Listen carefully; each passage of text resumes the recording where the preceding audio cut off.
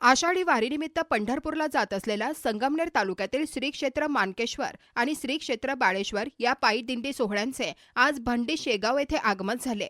श्री क्षेत्र पंढरपूरला जातेवेळी या दिंड्यांचे भंडी शेगाव येथे दर्शन घेतले।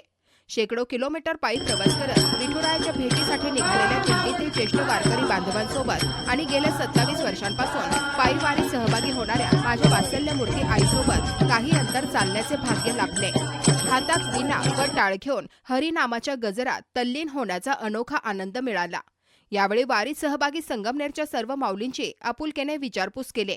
दिंड्यांना पंढरपूरमध्ये पोहोचण्यासाठी अवघे काही अंतर बाकी राहिले असून सर्व संगमनेरकर वारकरी बांधवांचे अभिनंदन करत पुढील उर्वरित प्रवासासाठी शुभेच्छा दिल्या।